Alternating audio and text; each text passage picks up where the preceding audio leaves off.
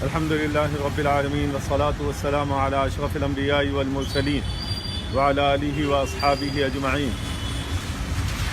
आज सबसे पहले आप सबको और इस देश के हिंदू, मुस्लिम, सिख, ईसाई भाई बहनों को 74th इंडिपेंडेंस डे की मुबारकबाद पेश करता हूँ और इस बात को वाज़ेह करना चाहता हूँ कि जो कौम अपने बड़ों की कुर्बानियों को भूल जाती है वो कभी डेवलप नहीं हो सकती, क्योंकि वो कौम मुर्दा कौम कहलाई जाती है। आज 15 अगस्त को सारे देश में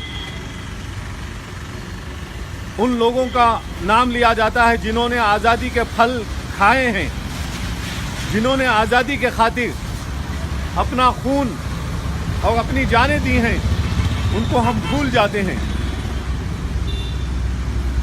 इस देश के चप्पे चप्पे पर मुसलमानों का खून छुपा हुआ है और इस देश का बच्चा बच्चा मुसलमानों के एहसानात के तहत डूबा हुआ है।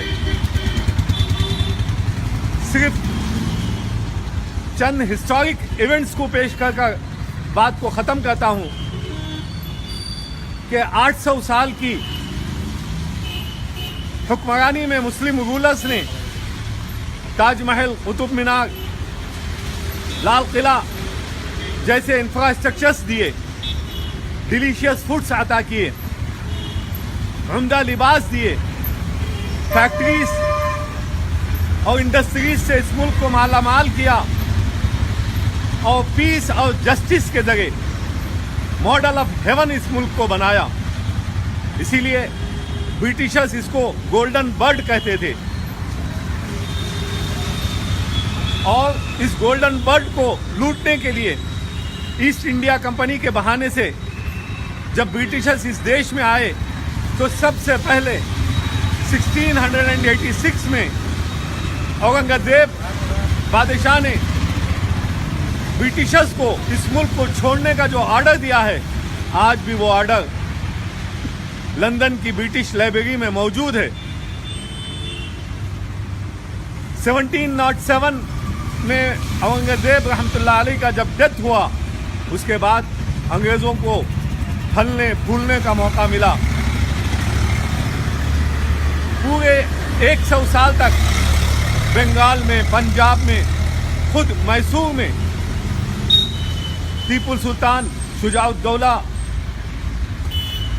और मौलाना सैयद अहमद शहीद, दीगर उलमाओं ने अंग्रेज़ों से जंग लड़ी, कई जंगें लड़ी, हज़ारों जानें गईं, लेकिन हमारे इंडियंस चंद गद्दारों की वजह से इनको कामयाबी नहीं मिली। अंग्रेज़ बढ़ते गए, यहाँ तक के 1856 में उलमाए किराम ने दिल्ली में फैसला किया कि ये जंग सिर्फ मुसलमानों को नहीं बल्कि इस देश के हिंदुओं को, सिखों को, ईसाइयों को लेकर लड़नी है। इस फैसले के बाद तमाम कौमों को यूनाइट किया और मेरठ में 10 मई 1857 को 2 मुस्लिम सोल्जर्स ने ब्रिटिश कर्नल्स का मर्डर कर रिवोल्ट ऑफ 1857 को स्टार्ट किया। इसी रिवोल्ट 1857 में 51,500 उलमाए किराम की जानें गईं और 2 लाख मुसलमान शहीद हुए। उसके अलावा हिंदू भी शहीद हुए। मौलाना अशफाकुल्लाह खान और राम प्रसाद बिस्मिल ने सूली के फंदों को चूमा। ये जंग आगे बढ़ती गई। 1912 में मौलाना उलमाए किराम ने, जिसमें मौलाना महमूद हसन देवबंदी, मौलाना मुहाजिर इमदादी मक्की रहमतुल्लाह अलैह ने, मुहाजिर मक्की रहमतुल्लाह अलैह ने तय किया कि हमें ये मूवमेंट को, इंडियन फ्रीडम के मूवमेंट को इंटरनेशनल लेवल पर ले जाना है। इसके लिए उन्होंने रेशमी रुमाल तहरीक, सिल्क लेटर मूवमेंट को स्टार्ट किया और अफगानिस्तान में एक एग्जाइल गवर्नमेंट बनाई जिसके प्रेसिडेंट राजा महेंद्र प्रताप सिंह थे और जिसके प्राइम मिनिस्टर मौलाना Barkatullah Bhopali, foreign affairs minister मौलाना उबैदुल्लाह सिंधी और डिफेंस मिनिस्टर मौलाना महमूद हसन देवबंदी थे।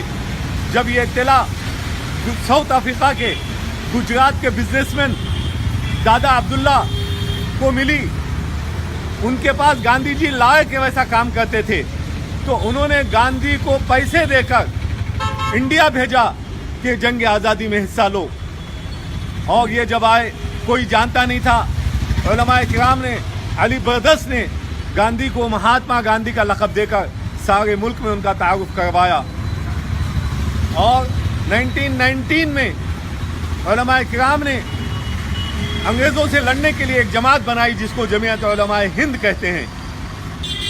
इस तरीके से इस मुल्क की आज़ादी के खातिर हमारी दास्तान बहुत लंबी है, लेकिन आज हम सबको ये तय करना है कि जैसे हमारे बड़ों ने कुर्बानियाँ दी हैं, वैसे ही हमको भी इस देश के फेक देशभक्तों को, जो नथुराम गोडसे को अपना हीरो समझते हैं, जिन्होंने बाबा साहब अम्बेडकर के कॉन्स्टिट्यूशन को बदलने की कोशिश की है, यहाँ से सेकुलरिज्म को निकालना चाहते हैं और माइनॉरिटीज़ के राइट्स को मिटाना चाहते हैं, इन लोगों को देश से निकालना चाहिए और इन लोगों को देश से मिटाना चाहिए। इसी तरीके से देश के बाहर चाइना जो हमारे मुल्क पर हमला करने के लिए आ रहा है, उसको मालूम होना चाहिए कि ये कौम वो कौम है जो सर कटा सकती है, सर झुका नहीं सकती। देश की रक्षा हमारा धार्मिक कर्तव्य है। हम देश के लिए अपनी जानों को देने में पीछे नहीं हटेंगे और इसके लिए हम सब मिलकर तमाम सेकुलर हिंदू, मुस्लिम, सिख, ईसाई भाई बहनों को लेकर एक यूनाइटेड फोर्स को कायम कर इस देश की रक्षा के लिए हमें आगे बढ़ना चाहिए। हिंदुस्तान जिंदाबाद, आज़ादी हिंद पाइंदाबाद।